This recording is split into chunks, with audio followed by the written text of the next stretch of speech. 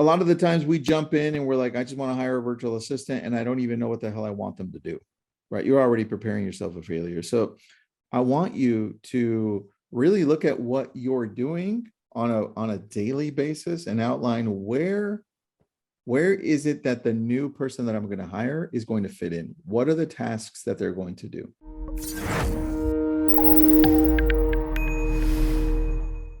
All right, let's get started, everybody.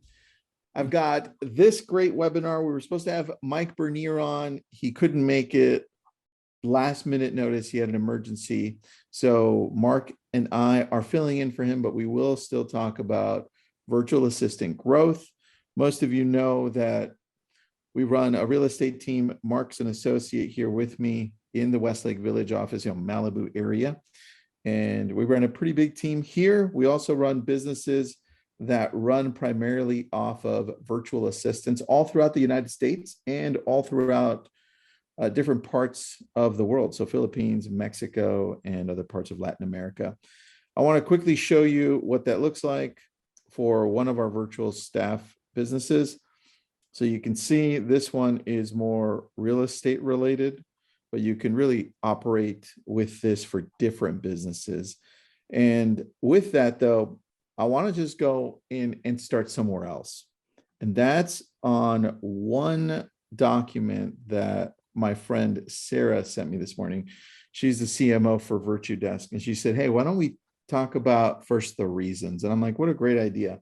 Let's talk about the 10 reasons why you'll fail with your first virtual assistant. Mark, you have not failed with a virtual assistant yet, but these are the 10, just in case you're wondering.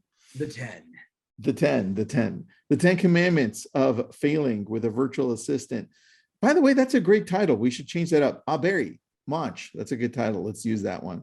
You don't hold them accountable. That's the number one reason. You don't communicate. That's really what they're telling you. And number 5 is very similar to not holding them accountable. The accountability part really comes down to having them send you a morning report on what they're working on, an evening report on what they did work on. And Mark, you have one virtual assistant that you use that helps you out with calls. What's that process like for you in the mornings? Yeah, absolutely. So we usually identify what he's doing each day.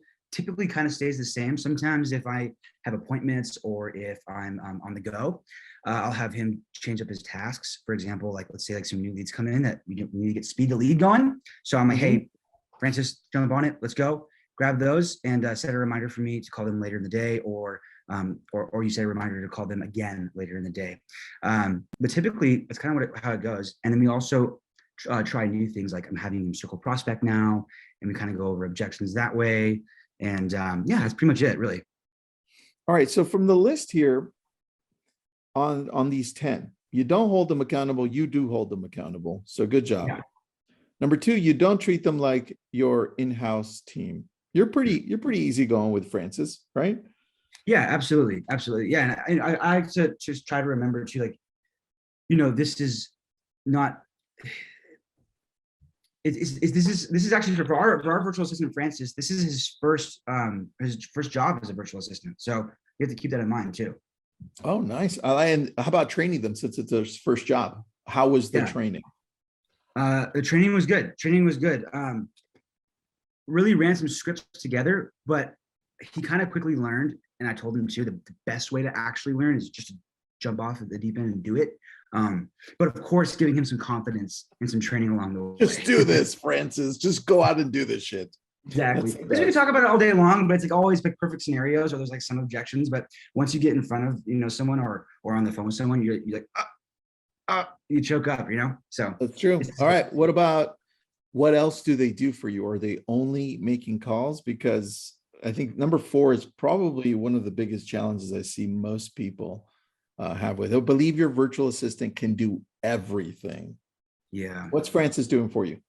Yeah, it's strictly calls and setting appointments, and also too setting reminders / sending property appointments. So I don't have him do that. I do that because I know that this is what I've been doing for almost a decade now. So I know exactly how to send the properties, what to send, what not to send, things to look out for when I'm sending the properties.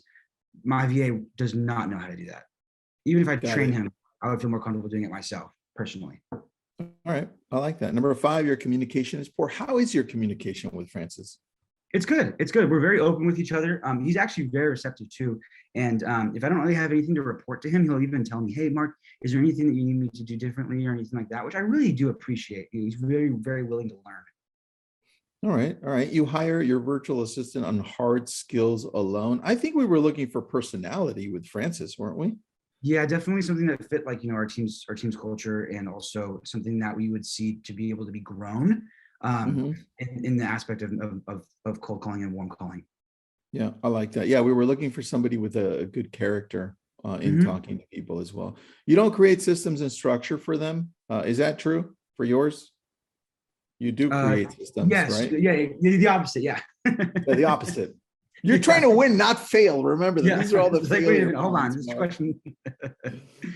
All Uh, right. How about providing feedback? How does that look for you? yeah, How do it's you good. tell them that he can improve on something? Yeah, so basically I'll look at the messages that come through like via text or like phone calls that are recorded. I'll look back and see, hey, this would have been a good time to ask this qualifying question, or this would have been a good time for you to possibly lean into that objection, and kind of, learn from that and see how we could possibly turn that into a yes, or turn that into Mhm. valuable information that I could use whenever I call them or talk to them or All send right. them And calls. how did we onboard Francis? Because I don't remember, even though we both hired him. How did we onboard him? I believe our director of ops did, Myra. Oh, nice. Even better. Yeah, All right. So yeah. everybody, if you don't have a director of ops, maybe your first hire is going to be an executive admin, because then it's going to fall on you. Because Yeah, I and don't then I even and then I remember. right, and then I took over and taught him the systems like our CRM. Well, you also, hold on, you also scripted with him a little bit back and Exactly, forth, right? So, exactly. Yeah, and you're yeah, following up and making sure that you're keeping him accountable on the right things to say, yeah. right? He's also doing an EOD, an end of day report as well every day. So Mhm. he's also letting us know, how many types of contacts he made, how many contacts he made, how many appointments he made, texts, how many of those were texts, how many of those were emails, how many of those were calls. It's very detailed. All right. Well, I want to take a look at an inside sales agent weekly schedule. We'll switch over, but right now we're talking about ISAs. This is what a normal schedule would look like. And Virtudesk sent me this one. I'm using it because I loved it. So thank you for sending it over to me, Virtudesk. But let's take a look at, what are we today, man? Let's just play it like if it is today, Wednesday. So Yep. it looks like they schedule appointments from 9 to 9:30 a.m., send follow-ups to leads 9:30 to 10, conduct demo calls. In this case for them, these are demo calls for virtual assistant for Virtudesk, qualify leads in the middle of the day, and then outbound calls. It looks like an early afternoon, and prepare daily insight reports. For us on our end, for you, Mark, what would a normal day look like? Because we don't Yeah. have demo calls. We mostly are doing conduct outbound calls to our database, right? Yeah. Yeah. So What, are what does we that are look we like? are we looking this as in the aspect of in Francis's eyes, like what I have Francis do? Yeah, Okay. Francis. Yeah. So let's say for this example, he's not calling the new leads. I'm calling those. So what I would have him do is I would have him start with calling the tasks. So those are like our reminders, right? Okay. Things that were reminded from the day before, the week before, a month before, whatever it was, whatever's on that day for that schedule, for that calendar of Mhm. follow-ups, right? Burn Got through it. those. After those are all done, go to the pond. And for those who don't know what the pond is, it's basically like a free-for-all system in our CRM, where if you Okay. get a hold of the lead, the first one to get a hold of them, first one to catch the fish in the pond, Okay. it's the lead, right? So I have them do that for a bit. And then after All I have right. them circle prospect for a couple hours on listings that just came up, some of our listings that came up, some of them that sold, some of ours that sold, so on and so forth. And that actually is about his entire day. All right. And I then like of that. course, setting appointments in between all of those as well. Kind of obviously you can't really say when to set an appointment because you never know if it might be the first call, second call, third call, fifth call, 70th call. You never know. So All right. I like that, dude. All right. So let me show people the pond really quick on what we use. So when I'm looking at the pond, here's Chimes Pond, right? We've got 5,300 people on the pond. Where do they start? Is it last visit, or we're looking at activities. Where do you have them start typically? Yeah. So typically like last visit would be good. So basically someone who was at the other website recently. So Terry was there an hour ago. Got it. And then so you would start with Terry, and then what's the process for him reaching out to Terry? Is it phone Call, call, text. email, text? Yeah, phone call, email, text, trying to plug in their email as iMessaging. For those who don't know what I'm talking about, that's whenever you take someone's email address, you copy it, paste it into your phone, into your messaging app. Got it. And then if it shows up blue, it means you can you can iMessage them from their email on your phone. It's very effective, very powerful tool. Perfect, dude. I like that. Have you ever had on the iMessaging when they respond back or when you're texting a new client, have you ever sent out one of those other features that the iPhone has where like you have to scratch to see it, like the hidden message? Or have you ever that's fooled actually around really with cool. people that way? No, I should though. I want to do that because someone sent that to me. I think it was like one that was like fuzzy and then like you had to like shake it or something. Yeah, you have to Or scratch it was yeah. I remember that. I was like, this is so cool. I love Like, that. congrats. Dude, I think we should try it and mess with people. We should. I think it's a good idea. All right. Let's shift over to projects to delegate a virtual assistant that's really good at designing. So this for me has been really good for us for Instagram, Facebook, YouTube. I mean, we have a whole bunch of graphic designers now. And this is just an idea of what you can have them do. The very first thing we had ours do is a brand kit. They came through and they took a look at Tristan and Associates, Lab Code Agents, Brilliant Tribe, and they gave us a brand kit so we knew what colors, what font, how everything looked. And now every time we post anything, we know exactly what those colors look like, what the font is. So there's no mistaking anything. And I love that because now it's across all platforms, Mark. So I thought the brand kit was pretty awesome. But look, these are all of the things that a great graphic designer virtual assistant can do. Anything that stands out to you, Mark, that you wish you had here? The image editing and the brand kit, like social media templates. I mean, this sounds like stuff that would be extremely useful for the primary purpose of saving me time. Yeah, because a lot of the times what ends up happening, you end up having to do all that yourself. Yeah, and that burns up a lot of time too. It's also a lot of decision fatigue going on as well. That's so true, man. Really good point on that. And to me goes down to who do you need when it comes down to a virtual assistant? Is it somebody that you need to help you out with a lot of the admin work, a lot of the processes and systems that you don't have in place, or that you have in place that you think you're spending too much time on? That would be an executive admin, right? And for us, Mark, because we already have somebody that's in-house with Myra, she runs our whole back end and sometimes front end, right? Myra. We needed to bring in somebody who could help us with the marketing, the graphic design work. And that's why we brought in June. And then we're like, hey guys, I think we also need help, somebody that's calling people besides Jacob, who's handling all of the lead coordinating. We need somebody who's making some more calls with us. And that's where you brought in Francis specifically to help you out. Yes, right? Yes. And then eventually, help out maybe some of the other agents or just the team in general. Yeah. Now, at what point do you think you're going to hire your next virtual assistant, and what would that be if you were going to hire one?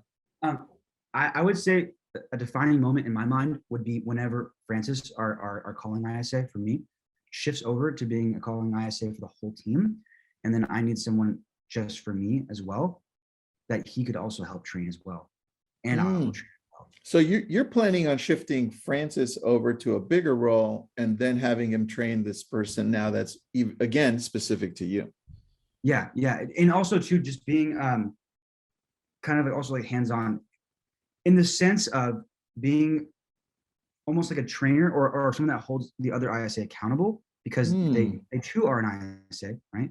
They too are a virtual assistant, and they can also share that experience, their trials, their tribulations, their experience with the other VA/ISA. I like that. I like that. Yeah. What about your own personal executive admin? Yeah, I don't think I'm quite there yet. I think after a few things happen, a few defining moments that I have in mind happen, Mhm. with the business, and then as well as coaching, and once things start to develop more, and I become encumbered by too many things, then I think it would be a good time to do that. But I'm not quite there just yet. All right. Well, as you're thinking about it, and this is why I love this graphic, as you're thinking about it, this is what we need to look at so that you're prepared to hire your next virtual assistant. So a lot of the times we jump in and we're like, I just want to hire a virtual assistant and I don't even know what the hell I want them to do, right? You're already preparing yourself for failure. So I want you to really look at what you're doing on a daily basis and outline where is it that the new person that I'm going to hire is going to fit in? What are the tasks that they're going to do? And so this is why I love outlining what is it on an outline, full outline, the things that I want them to do. And I think this is where, Mark, this is where a lot of us don't even do it. And so we look here, just create a weekly schedule for yourself. And then I'm going to just share something with you right now because I loved this one too, executive. This is for the EVA, the executive virtual assistant. If I have a loose schedule like this, even if there's not a lot of detail on this, it's very, very loose. So send daily agenda, create social media posts, schedule social media posts, draft email blast, schedule email send out. Very easy. See? At least if I have something like this, I can go to my person that I'm going to hire and say, hey, how does this look? Because these are going to be your job duties. Can you handle these? Right. And then I can go back to now this and be like, okay, I've created the weekly schedule. Now let's take a look at the tools and apps that my VA is going to need to make that happen. Then I'm going to go to my VA and say, hey, well, do you already have this? Do you already have this? Oh, awesome. You already have this and you're familiar on how to use it? Amazing. Now I'm going to go to you because you have a virtual assistant on the ISA level. Did you have to provide tools for them? And if so, what were they? And what didn't you have to provide that they already came with? Yeah. Yes, actually, one thing that's really important is making sure that your ISA has a ported number or an iPhone. That was something that we actually had to kind of guide them on, which it would have been nice if they had that on the get-go, because it did kind of put a little slower start to the process. Number two, providing them with a login for the CRM or their own account for your CRM. For us, I provided my login so that way you could call my leads. That's something you're probably going to need to provide for sure. Okay, I like that. So what number are they calling with? Are they calling with a VoIP number? What are they calling with? Yes. And then also too, so his email is linked to an iPhone, so you can actually text from that. Kind of like what we were talking about earlier, how you can take someone's email and put them into iMessaging, you can text their email. Yep. Mm-hmm. Same thing for that. And then for the phone calling, it's just it's a ported number. I think it was what system was it that we used? It was Ring Central. Yeah, there it is. Yeah. Yep. Yeah, we use Ring Central. There are so many that we can use, but Ring Central is one of them. Also, if you're going to have them call out and circle prospect, we use Redex as well. Yep. So we do provide a lot of the tools, and we provide a lot more of the tools when it comes to an ISA. But when it comes to a social media person, I think that's where we don't provide a lot of tools, because a lot of these social media people that come through and say, hey, I can do this for you, they already have the tools because they've been using them. It's a little different. The thing that we do provide is something like Canva. So there are tools that we do provide there too. And Mark, what have you seen? And I'm going to shift over after you answer this, but what have you seen has been the biggest challenge for you when it comes to having a virtual assistant? Yeah, I think what comes to mind for the biggest challenge is there's such a gap between the start point and the point that they need to be or that you want them to be. So I guess the biggest challenging moment is that space in between and bridging those two worlds together by training them, guiding them. Because you have to remember that people like us who've been doing this for a long time, when we started, we were not that experienced. So you have to remember that when someone comes in, they're not that experienced usually, unless you hire a VA that's been doing it for a while. So the patience there and the diligence and the willingness to teach at such a initiative starting level Mhm. was definitely a new process. Also, too, not being face to face, it being either Zoom or on the phone, also Mhm. was a little bit challenging at first, but you get used to it. It was actually pretty easy right after, and actually kind of convenient because I could just call them whenever. Well, is a great question on what you're talking about. And then Tamika, I got your question. I'll show you our brand kit. But Daniel's got a great question. What's a good time frame to have them get to that level? 3 months, 6 months? Yeah, When is it's the funny, right time? Daniel. That's a really good question because it's funny. It is case by case. Not everyone is the same. So it does kind of depend on who you get. Some are very quick learners. It may be 3 months. Some may be 6 months. Some may be 4 months. Some it may not be for them. You don't really So know. how long do you give them until you decide, you know what, maybe I do need a different VA? Yeah. Personally, I would say, after a 6 month period, typically it's like, the 90-day trial period in the workforce. But it being that it's, a virtual assistant, I like to extend that to 6 months, in my personal opinion. But that's just me. What do you think, Tristan? I think it's a case by case basis. I think you're Yeah. right. It really depends. A lot of it will depend on how good you have become, right? First of all, are you giving the right training? Look at that list of 10 things that most people fail on hiring a virtual assistant. If you feel like you've done a good job there, then you look at the VA and say, okay, maybe I'm doing a pretty good job. Maybe I need to just switch VAs. And that's the case sometimes. So Yeah. I think it's on a case by case basis. And this is why we hire, Mark, this is why we always look to hire for character, right? Because if you hire with character, like, hey, look, make that the number one thing, you'll know that they want to do their best. They're flexible. They want to listen because they want to grow, right? So don't always look to hire just because they have the talent that you think you need on the team. It's more first on the character. Now let me share with you the brand kit. Here's one of our brand kits. Hold on, let me grab that. Here's one of our brand kits. This is specifically for my personal brand. So you see that it's called a branding guide. Here's the primary logo. We've got dark horizontal logo, monogram, and then you got the primary colors and the color palette right over here, along with all the lettering and numbers for the colors, the hex codes, and then the typography here. So you can see all of our options and then the patterns and then some of the pictures that we just grabbed. And that's all we've got. Here are do's and don'ts too. We've expanded on this one. This is one of our older ones. But this gives you a better idea as to what to look for when it comes to a branding guide. And before I had my main graphic designer, that's a virtual assistant, I didn't have that. They surprised me with it. And I was like, what's this? It's like, oh, all companies have branding kits. I was like, oh, that's good. I feel good now. So, Daniel, does Virtudesk use that to hire? Yes, we primarily. So the way that Virtudesk works is they put out their desire to hire specific type of people, and then they get hundreds of applicants. And then from those hundreds of applicants, they dwindle it down to what they consider to be the best.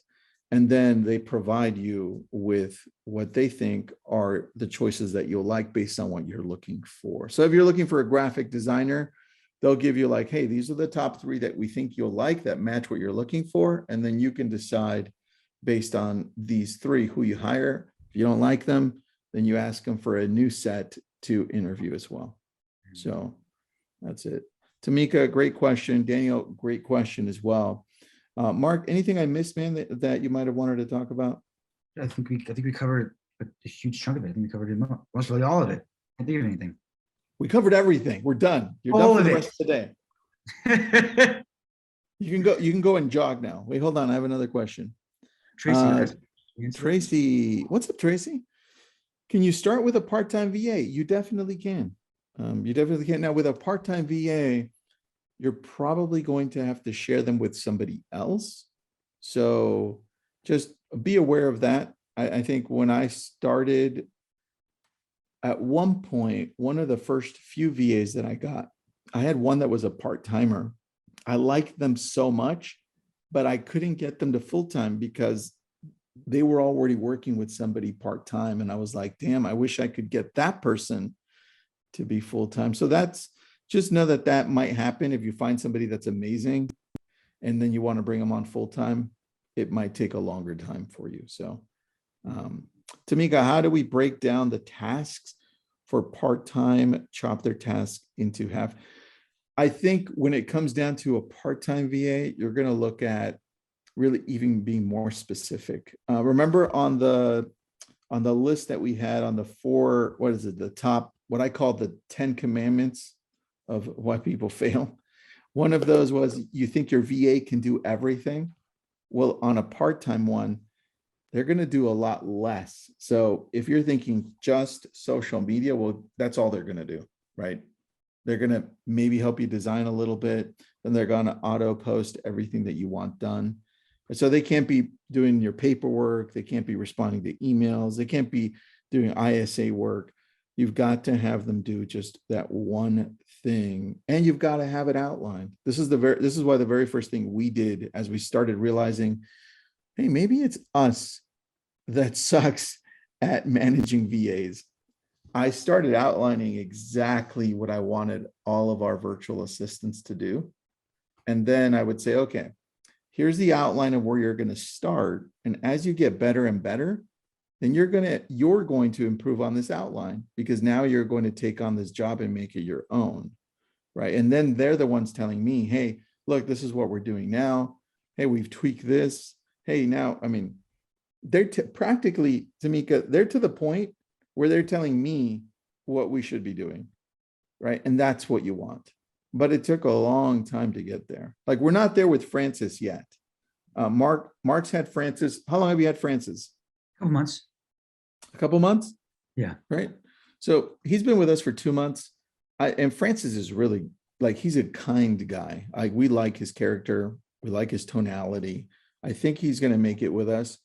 And I think we fast forward 3 to 4 months. And then I think at that point, he can come back and tell us, hey, I think we should be doing this. And that's where we want our VAs, right? We want to give them that freedom, but it takes them a while to get there. Yeah. So great question, Tamika. With that, everybody, remember, this is brought to you by Virtudesk. Visit Virtudesk, go get a virtual assistant. And if you have any questions, reach out to Mark, reach out to me. We're on social. We're easy to get a hold of. Mark, I think I'll see you tomorrow, I think, maybe. Yeah, I'll see you tomorrow. All right. Thanks, everybody. Later.